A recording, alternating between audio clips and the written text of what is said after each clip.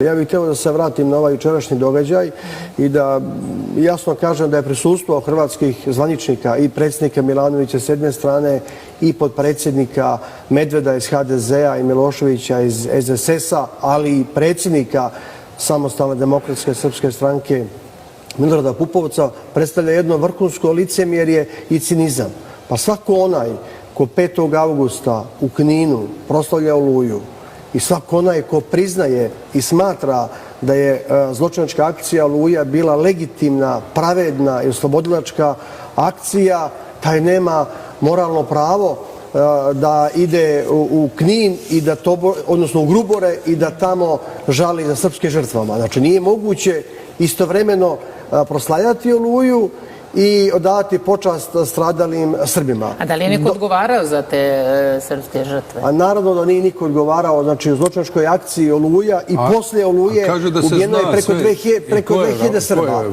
Pa naravno da se sve zna, ali u Hrvatskoj ne postoji politička volja da se procesuiraju odgovorni za zločine nad Srbima. A šta je tu problem? To je pravi primjer. A šta je cilj? Cilj je Hrvatska ostvarila 5. augusta. Cilj je bio da i politički predstavnici Srba dođu i da kažu da je Oluja bila legitimna, oslobodilačka i pravedna akcija i da se čitava priča svede da je to bila jedna čista vojna pobjeda i da imamo nekakve izolovane incidente kao što su Grubori, Varivode i da Hrvatska žali da je to civilizacijski gest i tako dalje. Suština čitave priče jeste da se radilo o uništavanju jednog čitavog naroda i da je odgovornost za uništavanje krajiških Srba snosi kompletan hrvatski državni vojni vrh i da Hrvatska ne želi da procesuira nalogodavce i izvršioce tih brojnih sistematskih zločina nad Srbima. Imamo faktički samo jednu pravosnažnu presudu za ubistvo 2 srpska civila i jednog ratnog zarobljenika, ali nemamo presude za preko 2000 ubijenih Srba. Dakle, ovdje Hrvatska želi, ponavljam, svesti ovu čitavu priču na izolovane incidente, iako čak i u presudi Međunarodnog suda pravde iz 2015. godine po hrvatskoj tužbi i srpskoj kontratužbi se jasno kaže da se radilo o masovnim zločinima i da se ne može govoriti o bilo kakvoj zakonitoj akciji. Šta je suština čitave priče? Znači, nije moguće govoriti o bilo kakvoj pravoj normalizaciji odnosa sa Hrvatskoj, o bilo kakvoj iskrenoj saradnji, o bilo kakvom pomirenju i uspostavi pomirenja dok god se hrvatski narod i hrvatska država ne suoči sa svojom ustaškom i zločinačkom prošlošću. Šta to znači konkretno?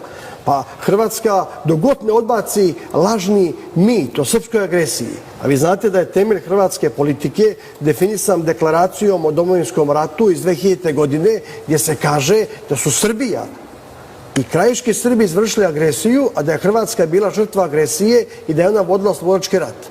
Ne možemo govoriti o normalizaciji odnosa dok god Hrvatska slavi zločinačku akciju Oluja. Dok god Hrvatska ne kazni svoj vojni vrh na čelu sa Antom Gotovinom za brojne zločine, a taj isti Ante Gotovina je prvostepenom presudom Haškog tribunala bio kažnjen. Naravno, svesni smo da zbog politike dvostrukih aršina zapadnih centara moći on je oslobođen u drugostepenoj presudi. Kako da govorimo o pravoj normalizaciji odnosa i pomirenju kad imamo desetine poznatih grobnih mjesta u Hrvatskoj gdje se nalaze posmrtni ostaci Srba, gdje imamo preko 900 posmrtnih ostataka u zavodima za sudsku medicinu u Zagrebu, Osijeku, Sisku, od čega je preko 50% su posmrtni ostaci Srba.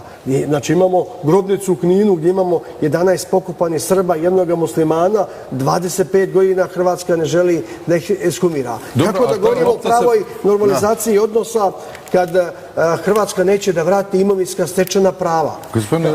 Kad Hrvatska, izvinjam se, i dalje raspisuje potjernice za Srbima.